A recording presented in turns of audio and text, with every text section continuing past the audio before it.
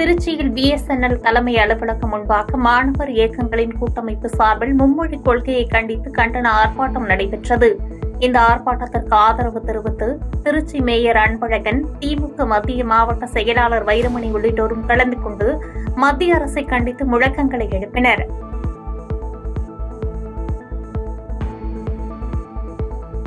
விருதுநகர் மாவட்டம் ராஜபாளையம் அருகே தளவாய்புரத்தில் ஒப்பந்தத்தின்படி 3வது ஆண்டு ஊதிய உயர்வு வழங்காததை கண்டித்து பருத்தி சேலை உற்பத்தி செய்யும் விசைத்தறி தொழிலாளர்கள் 5வது நாளாக வேலைநிறுத்த போராட்டத்தில் ஈடுபட்டனர். மேலும் இந்த போராட்டத்தால் அப்பகுதியில் வசிக்கும் விசைத்தறி தொழிலாளர்களின் வாழ்வாதாரம் பாதிக்கப்பட்டுள்ளது.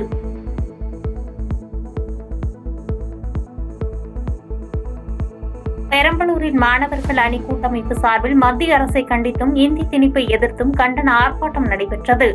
இதில் திமுக மாணவர் அணி தலைமையில் திமுக, விசிக உள்ளிட்ட கட்சி மாணவர் அணியினர் 100க்கும் மேற்பட்டோர் பங்கேற்றனர்.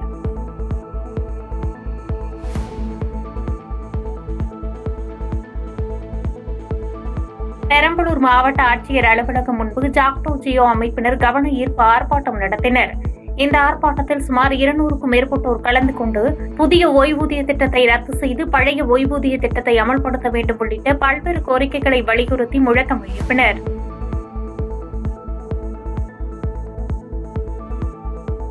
விழுப்புரம் மாவட்டம் புதிய பேருந்து நிலையம் அருகில் நகராட்சி திடலில் மாற்றுத்திறனாளிகள் பல்வேறு கோரிக்கைகளை முன்னிறுத்தி கண்டன ஆர்ப்பாட்டம் நடத்தினர்.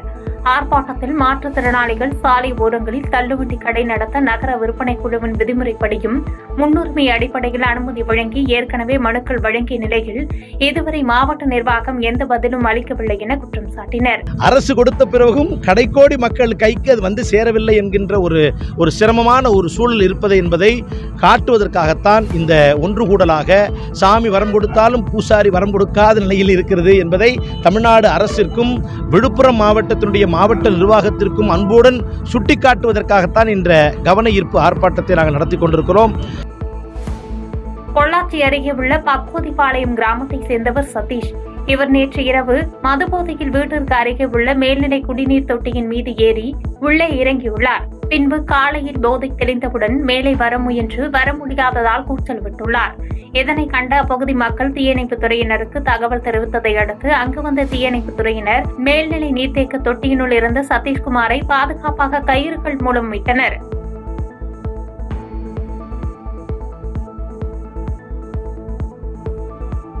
கன்னியாகுமரி மாவட்டம் நாகர்கோவில் மாநகர கிராம காங்கிரஸ் கமிட்டி சார்பில் நாடாளுமன்ற உறுப்பினர் விஜய் வசந்த் அலுவலகத்தில் 18 வார்டுகள் கிராம காங்கிரஸ் கமிட்டி நிர்வாகிகளை நியமித்து அதற்கான பட்டியலை ஒப்படைக்கும் நிகழ்ச்சி நடைபெற்றது. இதில் சிறப்பு விருந்தினராக குமரி நாடாளுமன்ற கிராம காங்கிரஸ் கமிட்டி பொறுப்பாளர் காமராஜ், தென்மண்டல பொறுப்பாளர் சண்முகம் ஆகியோரிடம் இந்த பட்டியலை மாநகர மாவட்ட காங்கிரஸ் தலைவர் நவீன்குமார் தலைமையில் வழங்கப்பட்டது.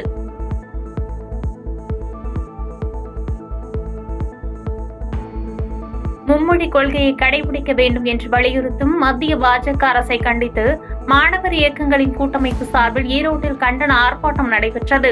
இந்த ஆர்ப்பாட்டத்தில் பங்கேற்று பேசிய ஈரோடு கிழக்கு சட்டமன்ற உறுப்பினர் VC சந்திரகுமார், எந்த சூழ்நிலை ஏற்பட்டாலும் தமிழகத்தில் மும்மொழி கொள்கையை ஏற்றுக்கொள்ள மாட்டோம் என்று காட்டமாக தெரிவித்தார்.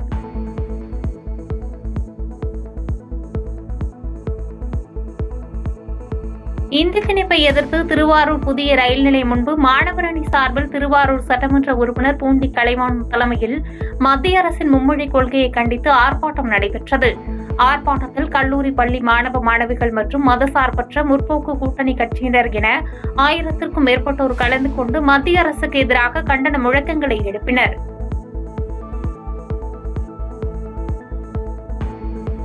அதிமுகவில் பிரிந்து கிடக்கும் MGR, ஜெயலலிதாவின் சக்திகள் ஒன்று சேர வேண்டும் என்று பன்னீர்செல்வம் வலியுறுத்தியுள்ளார்.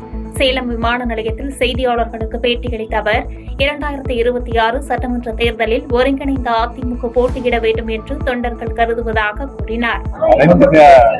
அனைத்து இந்திய அண்ணா முன்னேற்ற கழகத்தில் பிரிந்து கிடக்கின்ற புரட்சித் தலைவர் எம்ஜிஆர், புரட்சித் தலைவர் அம்மாவுடைய சக்திகள் இணைய வேண்டும் என்றால் நான் சொல்கிறேன். வருமானத்திற்கு அதிகமாக சொத்து சேர்த்ததாக கோவை வடக்கு சட்டமன்ற உறுப்பினரும் அதிமுக மாநகர் மாவட்ட செயலாளருமான அம்மன் அர்ஜுனன் வீட்டில் லஞ்ச ஒழிப்புத்துறை அதிகாரிகள் சோதனை மேற்கொண்டனர். இந்நிலையில் முன்னாள் அமைச்சரும் அதிமுக தலைமை நிலைய செயலாளருமான SP வேலுமணி மற்றும் முன்னாள் அமைச்சர் செங்கோட்டையன் ஆகியோர் அம்மன் அர்ஜுனனை நேரில் சந்தித்து சோதனை குறித்த விவரங்களை கேட்டறிந்தனர். இதேபோன்று சட்டமன்ற உறுப்பினர்கள் பொள்ளாச்சி ஜெயராமன் உள்ளிட்டோர் சந்தித்து பேசினர். ஓ பன்னீர்செல்வம் திமுகவின் ஸ்லீப்பர் செல்லாக செயல்படுவதாகவும் திமுகவை வளர்க்க வேண்டும் என்பதுதான் OPS-இன் எண்ணமாக உள்ளதாக அதிமுக முன்னாள் அமைச்சர் ஜெயக்குமார் தெரிவித்துள்ளார். முன்னாள் முதலமைச்சர் ஜெயலலிதாவின் 77வது பிறந்தநாளை முன்னிட்டு சென்னை அண்ணா சாலையில் உள்ள மின்வாரிய அலுவலகத்தில் அண்ணா தொழிற்சங்கம் சார்பில் நலத்திட்ட உதவிகள் வழங்கும் நிகழ்ச்சியில் கலந்து கொண்ட அவர் பொதுமக்களுக்கு நலத்திட்ட உதவிகளை வழங்கினார். பின்னர் செய்தியாளர்களை சந்தித்த முன்னாள் அமைச்சர் ஜெயக்குமார் அதிமுகவின் திட்டமான அம்மா கிளினிக் திட்டத்தை காப்பி அடித்து முதல்வர் மருந்தகம் என்ற திட்டத்தை தமிழக அரசு திறந்து வைத்துள்ளதாக குற்றம் சாட்டினார். OPS பத்தி சொல்றீங்க நீங்க. OPS கட்சிக்கு செஞ்ச துரோகங்கள், அது அதிமுக இதே மாளிகை, அந்த தூண் கூட இன்னைக்கு கிட்டத்தட்ட OPS துரோகி அந்த தூண் கூட கத்திட்டு இருக்கு. அந்த இதே மாளிகையில் உள்ள தூண், தலைவர் உருவாக்கி அந்த தூண், அது கூட வாயிருந்துன்னா சொல்லும் OPS நீ ஒரு மாபெரும் துரோகின்னு. பிறமொழி பேசக்கூடிய மக்களை இந்தி பாலாக்களாக மாற்ற முயற்சி நடப்பதாக VCK தலைவர் திருமாவளவன் குற்றம் சாட்டியுள்ளார். சென்னை விமான நிலையத்தில் செய்தியாளர்களுக்கு பேட்டியளித்த அவர் இந்தி திணிப்பு ஒருபோதும் நடக்காது என்று திட்டவட்டமாக தெரிவித்ததோடு இந்தி பேசக்கூடியவர்கள் 3வது மொழியாக எந்த மொழியை பேசுகின்றனர் என்பதை வெளிப்படையாக அறிவிக்க வேண்டும் என்று வலியுறுத்தினார். காங்கிரஸ் ஆட்சி காலத்திலே இந்தி திணிப்பு இங்கே நடந்திருக்கிறது, அப்போதும் எதிர்த்திருக்கிறோம். மீண்டும் காங்கிரஸ் இந்தியை திணித்தால் அப்போதும் எதிர்ப்போம். அந்த நிலைப்பாட்டில் எப்போதும் உறுதியாக இருப்போம். எந்த தமிழ்நாட்டில் மட்டுமல்ல, இந்தி அல்லாத பிறமொழி பேசக்கூடிய மக்கள் மீது அவர்களின் தாய்மொழியை ஏன் திணிக்க வேண்டும் என்பதுதான் எங்களுடைய கருத்து. ஆர்வம் மற்றும் எதிர்கால திட்டத்தின் அடிப்படையில் எந்த மொழியை கற்றுக்கொள்ள வேண்டும் என்பதை குழந்தைதான் தீர்மானிக்க வேண்டும் என்று MP கனிமொழி தெரிவித்துள்ளார். மத்திய அரசு கொண்டு வரும் அனைத்து திட்டங்களையும் தமிழக அரசு எதிர்க்கவில்லை என்றும் மத்திய அரசின் நல்ல திட்டங்களுக்கு தமிழக அரசு ஆதரவு தெரிவித்துள்ளதாக கூறினார். எதிர்கால திட்டங்கள் இதை மையமாக வைத்து இன்னொரு மொழி, அது என்ன மொழி அப்படிங்கறத அந்த குழந்தை தான் தீர்மானிக்க வேண்டும்.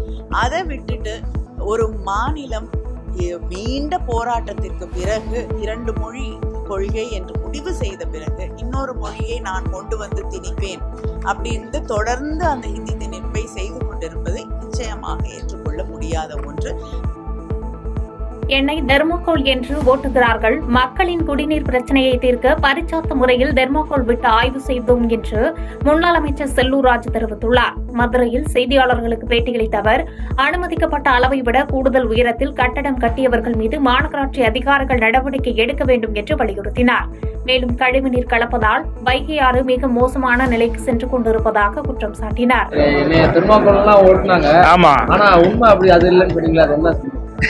இப்ப அதுவும் அதே திரும்ப வரணுமா?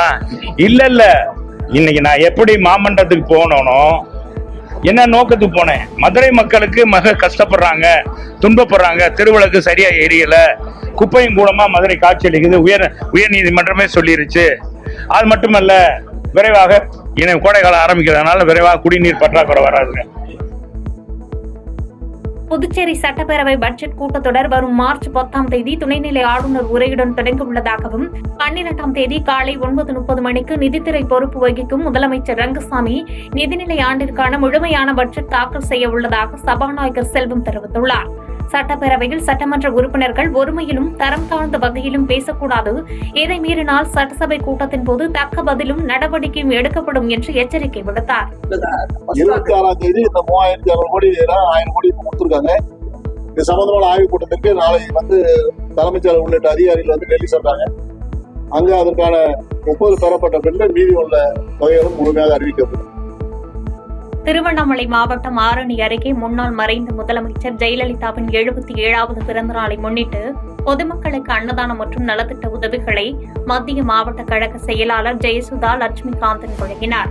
முன்னதாக ஜெயலலிதாவின் திருவுருவ படத்திற்கு மாலை அணிவித்து மலர் தூவி மரியாதை செலுத்திய அவர் தொடர்ந்து பொதுமக்களுக்கு இனிப்புகள் மற்றும் அன்னதானம் வழங்கி நலத்திட்ட உதவிகளை வழங்கினார்.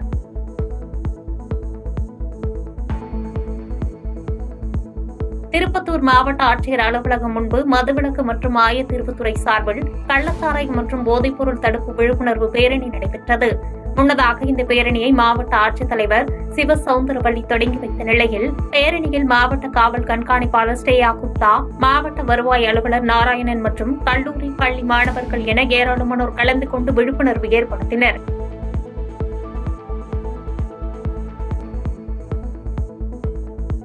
ராணிப்பேட்டை மாவட்டம் முத்துக்கடை பேருந்து நிலையத்தில் ஜாக்டோ ஜியோ சார்பில் 10 அம்ச கோரிக்கைகளை வலியுறுத்தி மாபெரும் ஆர்ப்பாட்டம் நடைபெற்றது.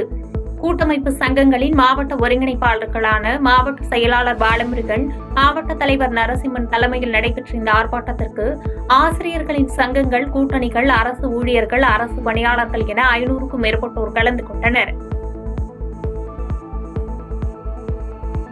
பாதகம் செய்பவரை கண்டால் நாம் பயம் கொள்ளலாகாது பாப்பா. மோதி மிதித்துவிடு பாப்பா, அவர் முகத்தில் உமிழ்ந்துவிடு பாப்பா. அண்மை செய்திகளை உடனுக்குடன் தெரிந்து கொள்ள இணைந்திருங்கள் எம் நாடு தொலைக்காட்சியுடன்.